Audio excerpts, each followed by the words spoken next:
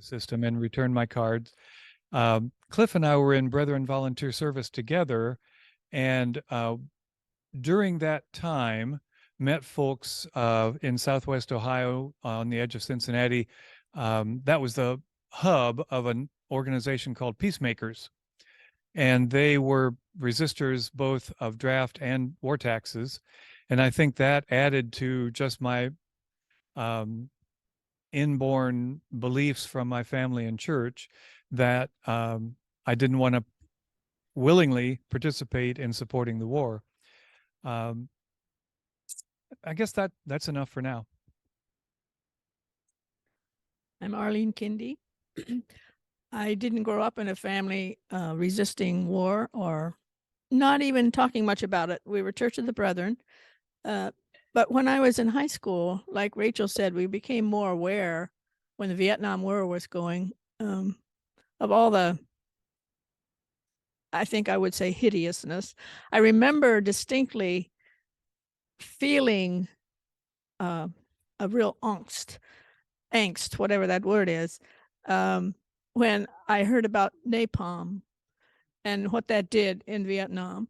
And for me, that was like, whoa, this can't go on. And so that spurred in me an againstness for war. I didn't articulate it much until Cliff and I were married and had to choose about, well, are we going to live below the taxable level so we don't owe for war? Are we going to just go ahead and then just resist? And I didn't really feel like I wanted to go to jail. So I said, well, maybe we should just compromise and say, okay, let's live below the taxable level so we don't even owe it. So that's where I came out. Cliff Kindy here. I grew up in a different kind of family from Rachel and Bob, maybe Arlene. I had many uncles who were in the wars, lots of different wars. And Uncle Don was in the Air Force. And he was in Cambodia before we went to war there, and I think Laos before we went there, and Greece before the insurrection there. And then he came home to the United States. I thought, oh no, now it's going to happen here. But Dad and Mom didn't pay taxes for war. I remember their struggles with the church treasurer, how to deal with that. The church treasurer was I think he was a military veteran, and of course for him, the law was the law. And Dad said, no, we won't pay the taxes that go for war. So I grew up in that home setting, but Vietnam really had an impact. And I think, as Bob mentioned, our decision to turn in our draft cards and not be a part of the selective service system. If you didn't want to be part of the selective service system and fight the wars, well, would you pay somebody else to fight? I remember Brethren Action Movement was this radical fringe of the Church of the Brethren. And I think Bob and I together wrote this pamphlet on war tax resistance.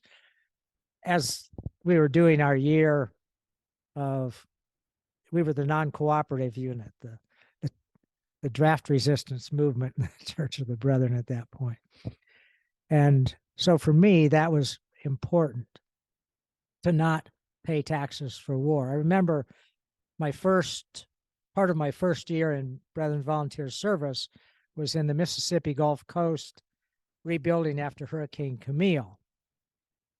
And again, that was the Vietnam era. And we as a unit decided not to pay our phone tax. We wouldn't pay the phone tax because, as Chairman Wilbur Mells of the House Ways and Means Committee said, half of that phone tax goes to support the war in Vietnam. So we said, we aren't going to fight the war. We aren't going to pay for it either. So that phone tax resistance pulled us into our decision to keep our income below the taxable level. That was our compromise. I was a tax resistor already, but how do we do it we're married now. We have to do it one way. And it was a very excellent decision to choose to be below the taxable level because of all the benefits it brought us as a family. What are the benefits that Cliff mentioned? Well, one is we didn't have to work 9 to 5 and always be there. So when we moved here on the farm, we decided to do market gardening so we could set our own hours. And it wasn't like we didn't work 9 to 5. We worked more like 8 to 6 to, yeah, 6 to 10. But also when we're in the garden, it's also your entertainment. You can listen to the birds. Cliff's called it his healing place when he came back from war zones in the world. You grow your own food. You know what's in your food. We taught our children in the garden. So they both are gardening now. But I mean, we taught them, we homeschooled them. So in the garden, they learned lots of other things that we didn't do in book learning. Yeah, it's peaceful.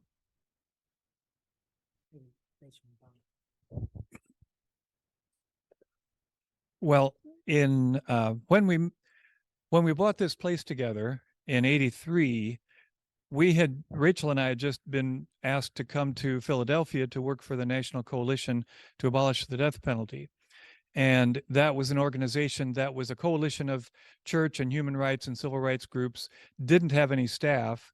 And they were looking for somebody to open an office and staff the organization and try to kind of get it moving. And our primary qualifications, besides being ardent abolitionists and having a little bit of good sense, our primary qualifications were we didn't need much money. They didn't have much money, so it was a great fit.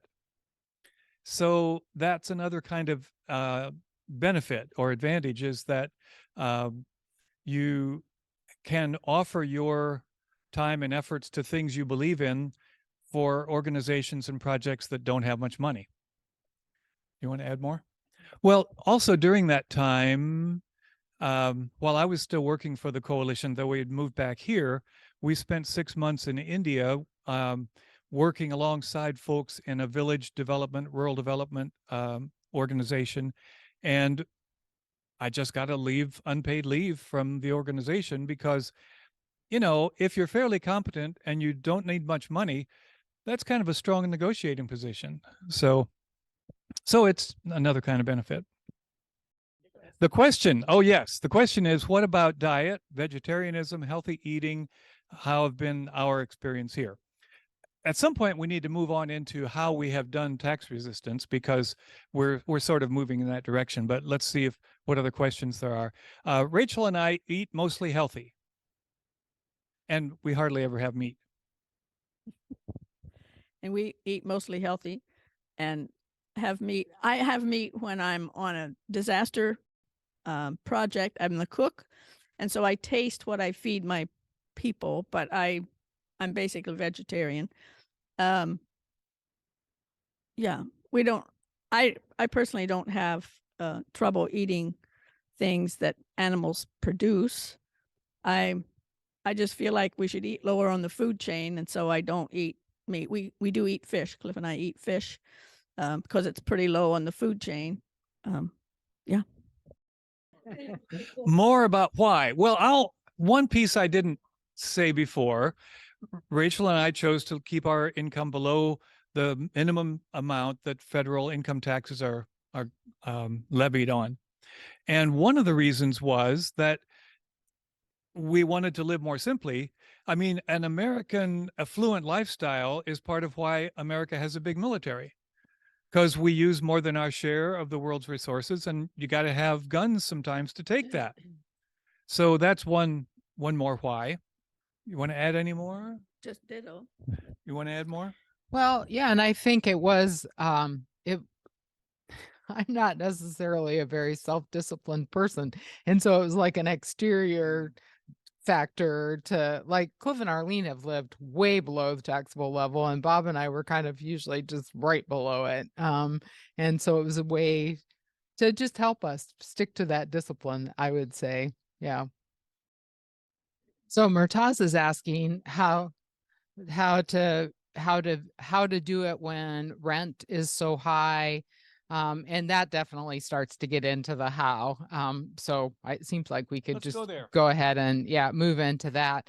And so this is not going to directly address that question, but we'll get to it. So I feel like, well, for Bob and me, there's a lot of privilege in the way that we've been able to do this. When we first got married, Bob grew up on a 200-acre farm, and there was an old garage that wasn't being used. And then Bob has a lot of skills from having grown up on a farm. And so we made that into a house that we could live in on the farm and not pay any rent at all. And so that is part of how is having that privilege. Another part is living communally and sharing with others. And so that makes it more affordable, more possible to do it. And being in the country makes it a lot easier.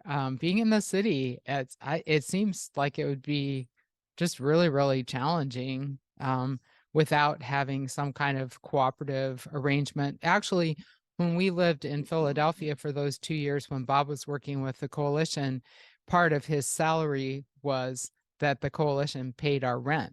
And so that was and maybe technically we should have counted that as income, but we didn't. And so that made it possible for us to stay. I mean, in general, we've tried to do things by the book so that there wouldn't be any question about it, but we kind of maintained that this was our home. And so we were living in Philadelphia for the purpose of that job. And so that made it seem like that was, made it okay for them to pay our rent. So that's starts to get at that a little bit. I'll add another comment, but do you want to talk more about what Well, we've been doing? Yeah, I often say that, Bob's skills, and then I grew up with a very thrifty mother who taught me well. And so knowing how to make or repair our clothes, and feeling comfortable eating, growing as much of our food, growing a lot of our own food, and then being comfortable going to salvage grocery stores and eating food that out of dumpsters. We don't do that as much as we used to, but just being willing to live cheaply like that has made it a lot more possible. And then definitely the sharing property together, and sharing for several years. Our two families shared a vehicle. We still kind of do a little bit, but not as intentionally as we did for a while. And sharing tools and all those things just make it a lot more possible. So, yeah. I think also living communally, cooperatively works in the city as well. And so that's one way. If many people share a house and share the rent, that helps to keep so that everybody's income can be a little lower. But just to say a little more of how we have done this, when we were first married and in the first years, we had very little money, and maybe one of us was working part-time, and but we had a lot of time. So we built things ourselves, fixed things, grew things, and that sort of kind of thing. But then gradually, while starting with working for the Coalition Against the Death Penalty, and then for our local mediation center, and then for a church agency for peace and justice work called On Earth Peace, I was moving through these nonprofit jobs, and gradually it came to a point where I was actually expected to be paid more than we could take and keep our income below taxable level. So So I just didn't take my full salary. Some of it we put into an HSA health savings account. Some of it we put into a pension because the last job I had was for the organizational church and had a pension plan. So some of it went that way, but the rest, I just didn't take that salary. It just stayed in the organization. So that was that was one way to keep the income low. Yeah, I think we've covered enough. Go ahead. I think networking, like Rachel hinted at this too, communal things, but we have lots of network that we're privileged to have within the church, within the community. And of course, we've been here a long enough time that we know people around. And so we draw on that help. And when we put the roof on the barn, we had crowds of people here helping at various times. And otherwise we couldn't have done it. I don't think with, yeah, twice as long. And of course we didn't have money to hire it done. So we had to do that. And I think too, with Cliff and Bob both knowing how to do things, how to fix and make do. Make do is, we're all pretty good at make do. And if you can make do with things, that works. I think also, especially Rachel and I are very willing to take what people want to just give us. You know, people know that now. And so people in the community will call, do you need any jars or anything? And we're used to having hand-me-downs, and that works. Thrift stores are good places to buy clothing. My daughter is a little bit fussy about her clothing, but she gets it all at the thrift store. She just keeps going and seeing what's there. And so those kinds of things are ways to address not spending a lot of money when you don't have it. Yeah. Do you both When have Arlene and I children? were first married, we didn't have a car. Cars are a big expense for a family. So I think it was 12 or 13 years we just used bicycles or hitchhiked or walked or whatever. And that was one way to live on below the income taxable level. I think a willingness to be seen as poor, you have to be willing to accept that. It's not always, maybe our pride bothers us with that, but if you give that up, it's not an issue.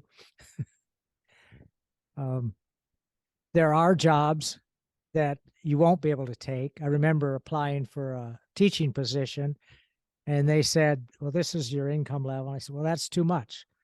Well, we can't not give it to you. Well, then I guess I can't have the job. So, so those kinds of things are part of that decision to keep your income below the taxable levels so you aren't paying taxes for war. But I remember one time somebody was commenting to Miriam, our younger daughter, so what's it like to grow up poor? Poor? We're among the richest people in the world. Arlene and I remember this differently, but it's something like this. The world passes through our doorstep, like today. Look at the world passes through our home. Or we eat better than royalty. I mean, you can't eat better than what we eat from the garden. Or our house.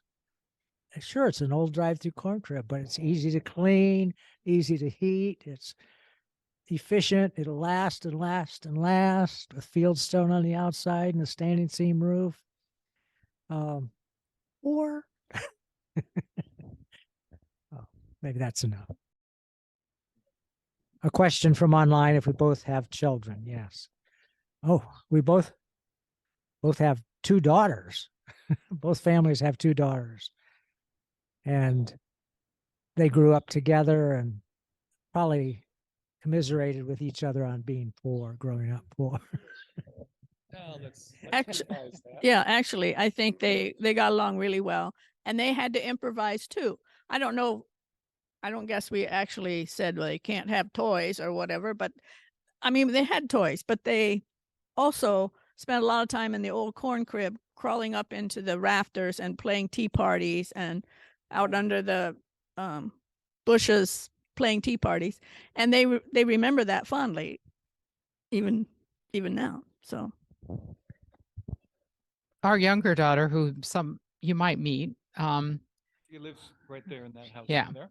was probably of the four in her own way the most rebellious. And there was a time when if I stopped at a yard sale and she was in the car, she would get on the floor so that nobody would see that she was there. But she's the one now who has chosen to come here and live and build a small house, and is always trying to get us to clear out and get rid of things. And so, never know how these things are going to go.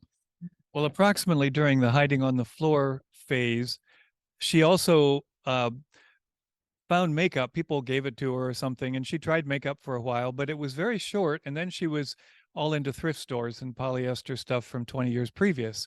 So it's just trying things out, and where they land shows the values they picked up along the way. And they've kind of all landed in a way that values many of the things that we value. Yeah, our younger daughter, Annalisa, is a writer, and she's talked recently about she should write a book about the four of them growing up and the different places that they've landed, because they have landed in four very unique settings, I would say. And I think they all in their own way reflect their experience of growing up here. So our older daughter lives in Chicago and bought into a cooperatively owned building that has 6 apartments in it. And so that her monthly cost is less. I mean, it's a complicated financial situation in a lot of ways, but I think it's, very much reflective of the way that of her growing up here. So The question is, how did we get this 7-acre farm? well, it's a long story, and I'm never very good at making it brief, but I'll see what I can do. So our two families were looking for a place that we could buy together. And one of my cousins and her husband lived 3 miles from here, 2 miles from here, and were farming, and they were looking for more land, but they had a house, and they also wanted outbuildings that they could store equipment in. And this place came up for sale. It was a 300-acre farm originally, and somebody had bought it and then decided they didn't want this part of it. They had originally planned they were going to knock all the buildings down and put in a center pivot irrigation system here. But they decided they didn't want this. They kept the 150 acres across the road. And so then this came up for sale again. So my cousin and her husband didn't have enough money to make the down payment on it, but we were connected with them and knew of that. And so we offered to help make the down payment in exchange for being able to live here. So then they would have the land to farm. We would have the houses to live in. And then 2 years after that, just as Bob and I were getting ready to move back here from Philadelphia, they decided they couldn't afford the property at all, my cousin and her husband. And so then we were kind of back to like, oh, what are we going to do here? But we negotiated with the owners, who were Church of the Brethren people. And part of our negotiation with them was that we talked about the potential of this place for having retreats and meetings here. So I want to say that because I feel like we're keeping our part of the deal by doing that. And so they did. I mean, the house was really run down. As Cliff said, the buildings were all pretty run down. And so they gave us a good deal on buying it. And again, some privilege that we had friends or family that we could borrow money from. We didn't have enough money actually to pay for it, but we had friends and family who would. I remember talking to the guy at the bank and explaining the situation and to talk about getting a loan. And he just looked at me and said, I think you're better off borrowing money from your family if you can. So rather than getting a bank loan. And so I don't know, that's my version of the story. That may be something that we have different versions of, but it feels, I mean, just feels like we were really fortunate to come. It was in 1983 is when we contributed. We each put in $5,000 toward the down payment. We had nothing in writing, nothing on paper, nothing, at all. It was, and then in 85, then was when my cousin and her husband decided they couldn't afford it. And I mean, it was when interest was 14%. And I mean, it was, it was a really hard time. So, and then, yeah, I think we paid 35,000 for the 7 acres with the building, something like that. So, Well, it's another example of being willing to take something most people don't want. And now, I mean, delivery truck drivers and other people say, this is such a beautiful place. Well, we've loved it, and it's taken care of us, and we've taken care of it. What is our farm, our 7 acres, surrounded by? And it's agribusiness, but not at the large corporate level, but at the farm plus or family plus employees kind of level. Do you want to add more on that? Also, on the west side of our property, we're not surrounded, we're bordered with Audubon property. So we have a little buffer, at least on one side of us, that's not agribusiness around us. And that helps us listen to the birds and so on. So it's close.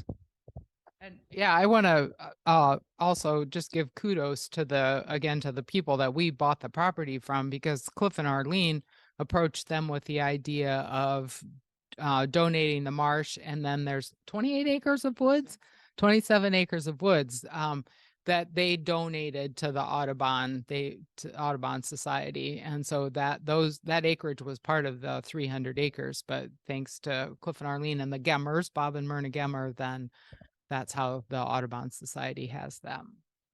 Sorry, what about retirement plans do we have? We've just recently slowed down, shall we say. I don't know if we've actually retired yet, but slowed down with the market garden. We have a young family here who taking over the work this year. And so about money, well, we just hope to live right, I guess. I mean, that sounds real blasé, but we are healthy and we're getting older, but we're healthy. And so we haven't needed a lot of medical care so far. And yeah, we just hope to just keep living and being here. Yeah, we have some money set aside, but yeah. Our plan at this point is to stay here, living in the house. If Scott and Erica stay on, they'll probably build something else. I was hoping that when I was in Palestine, they showed me a grave. They just wrap a body in a sheet and set it behind the stone, and when it dried out, they'd push the bones back, and there's room for another body. And I thought, well, that's a good way to do it. I'll probably die here in Palestine or maybe Iraq, and maybe it can just be like that. I don't have to worry about retirement and all that kind of stuff. But here I am. I'm still here now. I have to deal with those nitty-gritty questions. I'll add a little bit. Well, if you learn to live on less, that serves you as long as you're living. But the fact is, we're all on Social Security now and Medicare, and their income and our income, both of our household incomes have gone up on Social Security. So, and it's less taxable too. So that's our current situation. Paula was asking, well, so you have no plans to move into a retirement home, which has big payments and stuff. One of the things we did when my parents retired, Dad was a pastor and they retired, and moved into a trailer here on the farm. We thought, well, that's kind of a good way to do it. And as they need help, Mom eventually, after Dad's death, Mom eventually moved into Timbercrest, a retirement community close by, about 3-4 miles away. And she was able to do that, even though they had a pretty low income at that point and not much in the way of savings. Dad had a pension, but that worked out for them. And I don't know that we don't have any plans for that at this point. And I don't know if Annalise and Philip are willing to take care of all of us oldsters, or if Scott and Erica move here. And at this point, our daughters, Arlene and I, have understood from our daughters that if something happens, they'll take care of us. And so that's probably a better reassurance than a retirement community. One of the questions you had asked, I know, Lincoln, was what influence has that decision had on our lives? Maybe Bob has talked some about that. Because our lives were shaped so much by the Vietnam War and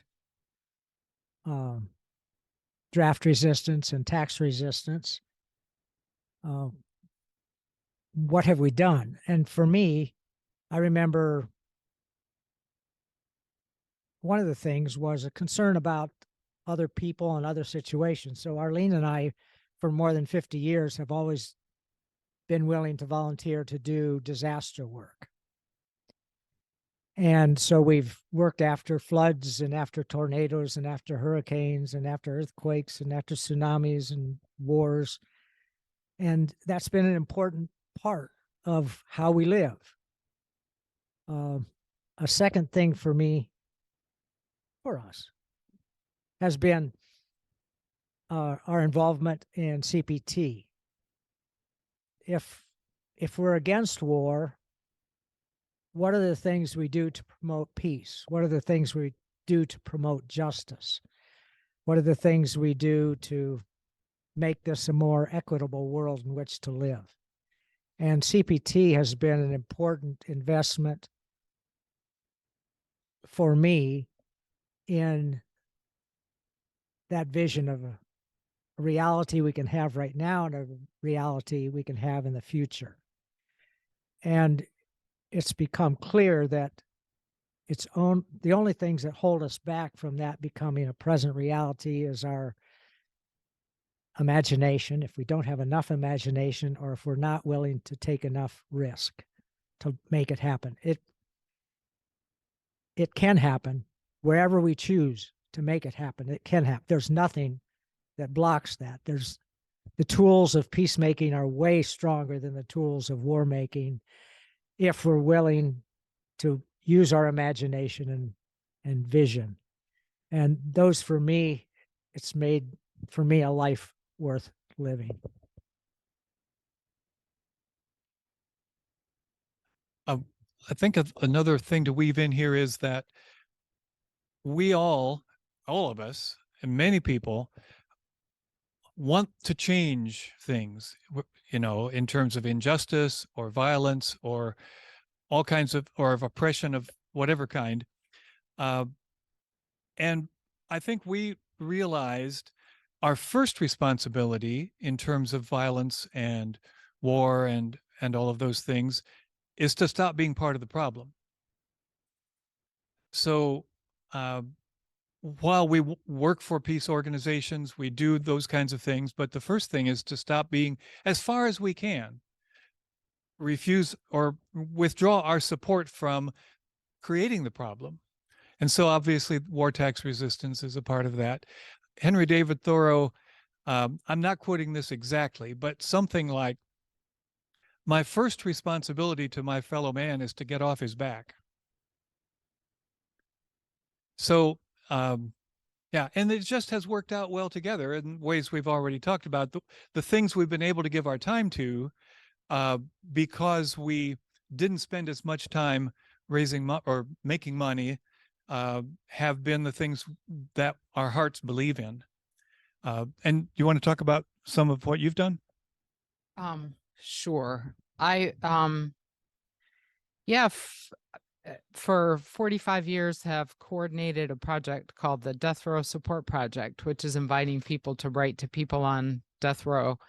And with the support of the Church of the Brethren have done that. And yeah, I was thinking, I talked about my growing up some, and my parents were late to marry. They were in their early 30s, but when they got married, my mom, all of her sisters had jobs, but and were married. But I remember them talking about that if she got a job, that then we'd probably have to have 2 cars instead of 1, and she'd have to have extra wardrobe, and they'd owe more taxes. I mean, that was a part of it. And so decision for her to stay at home. And I think after working for 10 years, she was ready to do that, but then very involved in church and community activities. So that's partly the model that I grew up with. When we moved here, I was going to get a job and Bob was going to stay at home, but it worked out the other way. And I think we were both happier that way. But I have appreciated that's been kind of my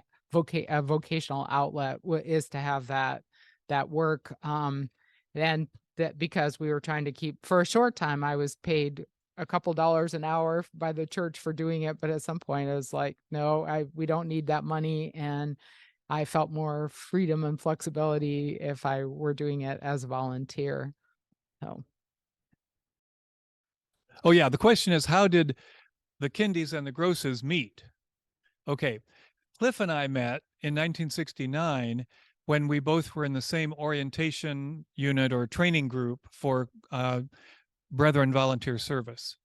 And that was 2 months of training and also volunteer work in New Windsor, Maryland, at the Brethren Service Center, it's called there. Then we went to different volunteer projects, but it happened we were on a parallel course because both of us, without knowing each other was doing it, returned our draft cards within the next several months. And so, okay, you pick it up from there, Cliff. And we were both leaving our approved projects with selective service. Bob in Maryland and me in Mississippi. And we weren't sure what would happen. It seemed like probably parole or probation or some kind of thing would be the response in Maryland, and Mississippi, probably a firing squad or something like that. No, but it turned up Bob had a much worse time. I'll let him tell the story. And selective service in Mississippi said when we were, well, then Chuck Boyer, who was the director of BVS, said, well, would you like to stay in BVS and we can shape a project for you? Would you consider? And he had different options. I don't know what they talked about for you, Bob, but SCLC, Southern Christian Leadership Conference, was one they suggested. And then said, or would you like to get together in some kind of non-cooperative project and work together, education in high schools and colleges and churches and camps. And oh, that sounded interesting. And so we ended up on that same project for the next year. And you want to share, and you should share too about your experience. Okay, so at that time in Brethren volunteer service, and this is while the draft was active, so there were a lot of young men in the Church of the Brethren who were not going to go to war, and to do alternative service, they chose Brethren volunteer service as the way to do that. So among all of us at that time, I think there were 10 who were men in BVS who had returned their draft cards or never signed up in the first place. So actually, Chuck Boyer, the director of BVS, contacted most of us to ask about this idea of working together. And Cliff and I were the only two that were at a position right then to move into a new project together. So we worked together side by side for a year, and that connected our friendship. So then as we each were married, our couples, we just stayed in touch, and then more and more so. But as Cliff said, it was reversed. Cliff got a letter from the Selective Service Office in Mississippi saying, thank you very much for your service and let us know if there's any way we can help you in the future. Yeah. So I got a letter from the court system in Baltimore saying you were being indicted for refusal to cooperate with Selective Service. And to just kind of cut to the chase, in January of 72, I was sentenced to 3 years in prison, and I actually served half of that. So I was in federal prison for a year and a half for not cooperating with the draft. So does our church consider us too radical? What about the local community? Those are two different answers. Well, each one has more than one answer. I would say, well, you know, if Rachel and I did not live next to Cliff and Arlene, people would think we were more radical. But by comparison, we're sort of moderate. So, yeah. So we, in general, well, just to be specific about the organization of the Church of the Brethren, has always had a statement and a position and a teaching against war.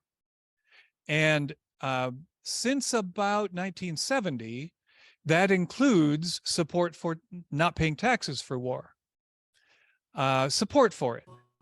Also in that statement on war in 1970 was the first time the church said that open, nonviolent, non-cooperation with conscription is equally supported and recommended, along with conscientious objection within the military system. So from that point, and that was actually part of what Cliff and I did in that year of BVS, being sort of very brethren, very non-threatening tax or draft resistors, we kind of did a little travel and spoke in a lot of churches, helping people understand this new statement from the church that draft resistance was equally acceptable with conscientious objection within the law. Now, it happens, as many churches, the Church of the Brethren, different congregations have different perspectives. And we belong to a pretty progressive congregation that is fully supportive, although very few people choose simple living the way we have chosen it. Now, our local community, if you mean this neighborhood, I'll let somebody else speak to that. I'll pass it this way. Well, the local yokels just within a couple miles, I think we're pretty weird. I mean, we have this, Bob puts this thing on the front of the house, this black shield in the summer, because it's a solar panel thing and that shades it. And that's weird to some people. And he has these two big green things out there in his garden that hold water, but people just think that's a little weird. And then he puts his wood pile in circles, and that's weird. And so, yeah, locally we're kind of weird, except that every year, I don't know, almost every year since we've moved here, we've hosted a neighborhood gathering is what we call it. We invite people within shouting distance to come for like a picnic, a potluck, one Sunday evening in the fall. And some people come. It used to be a lot of people came, and then not so many. And so it's varied, and we're not always the host. Some other people say, oh yeah, that's our turn. And so that's been nice too, that people have kind of picked up on that. And I think it's just a good time for the neighbors to, when they come here, it's like, oh yeah, they're not quite so weird as we thought. And I mean, maybe they think so, but they haven't said. We had an interesting incident a few years ago, and I'm not going to remember the wording, but maybe one of you can. When a sign appeared down at Highway 13, which is 2 miles west of here, and it said, yeah, 2 miles down the road, it was one of these plastic yard signs. It had an arrow pointing this way. It said 2 miles Sanctuary Farm. Illegal aliens, drug traffickers, MS-13 gang, and something else like that. Yeah, welcoming these people. So it happened just after we had put out one of those signs that says in several languages, no matter where you're from, we're glad you're our neighbor. Now, whether that sign prompted somebody else, I don't know, but this sign was up down there, and it was only up for about 24 hours or so, and somebody took it down. Yeah, but then it showed up being very handy. The other highway is 2 miles south of us, so it showed up on that highway pointing this way. And that was taken down by the people who own the field there. So it was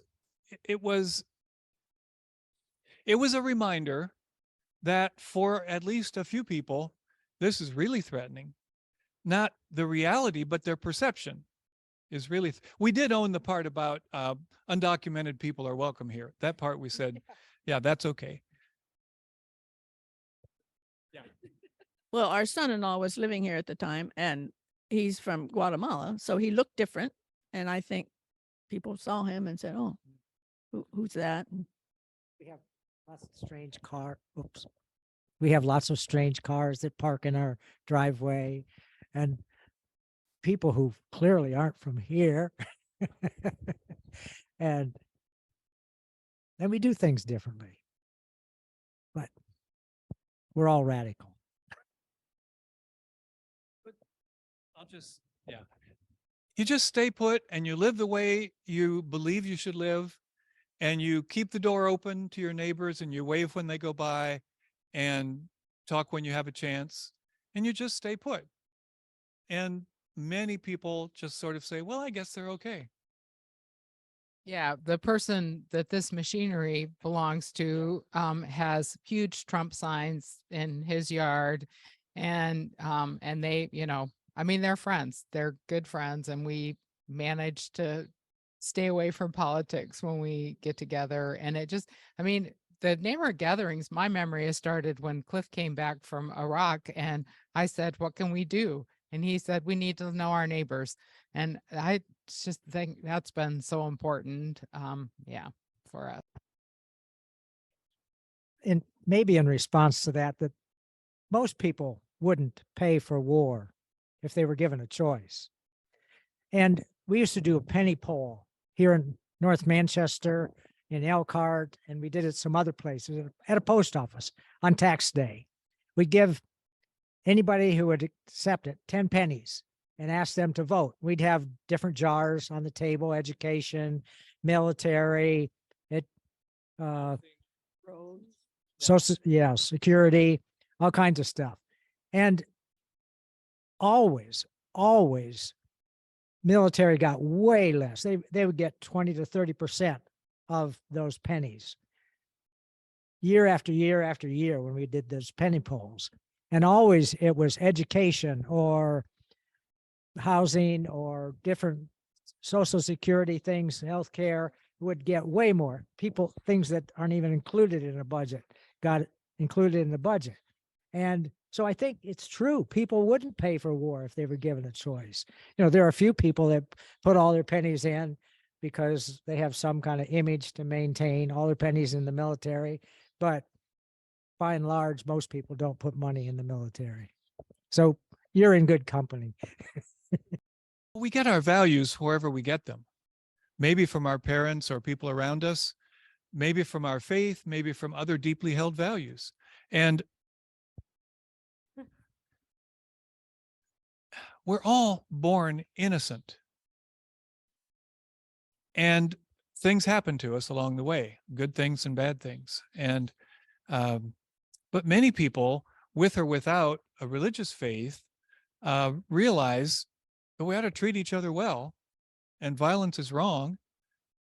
I think within Friends, Brethren, and Mennonites, we have some history of breaking the law. It's there in our collective history. So it's more thinkable for us, I believe, whether it's breaking the law or breaking the norms. It's a little easier for us to consider. So my family, I've been very fortunate, has been supportive of my war tax resistance. But my sister Elizabeth asked me, Paula, if you're not for war, what are you for? Okay, and so I feel like a responsibility to really work hard to show people using imagination and risk taking. Well, how do we find alternatives to war? And I'd like to hear more about your comments on this. I know you've been involved in Christian peacemaker teams. That's very important. And just in general, like how you answer that, how you'd go about talking about prevention of war, intervention when there is armed conflict, and then trauma healing afterwards.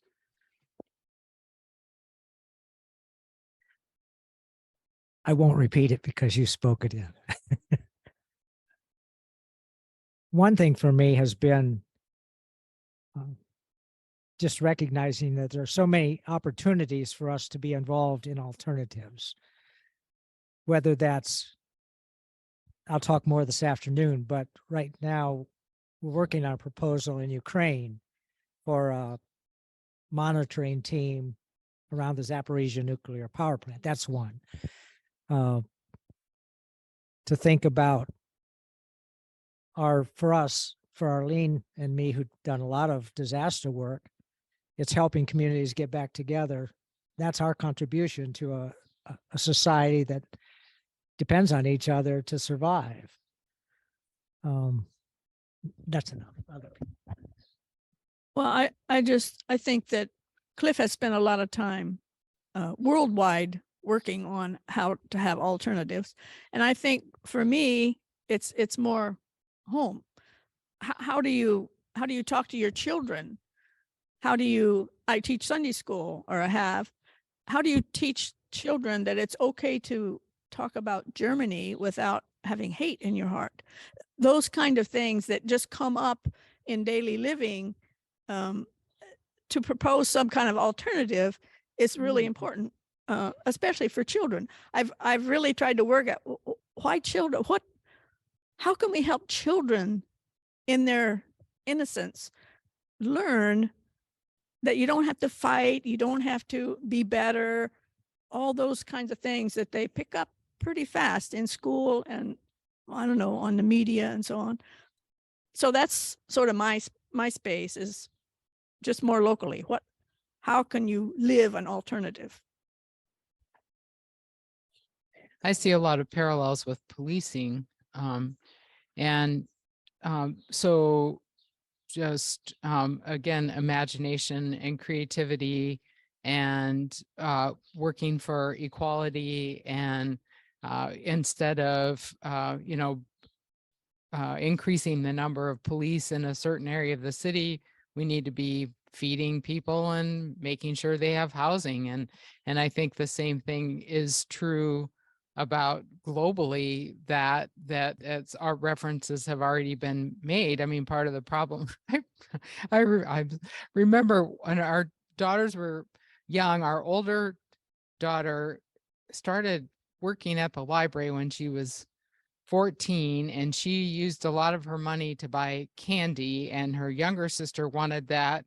And we went through all kinds of things. Heidi wanted to lock her door so that Annalisa couldn't get in. And I just remember thinking, this is what happens with nations.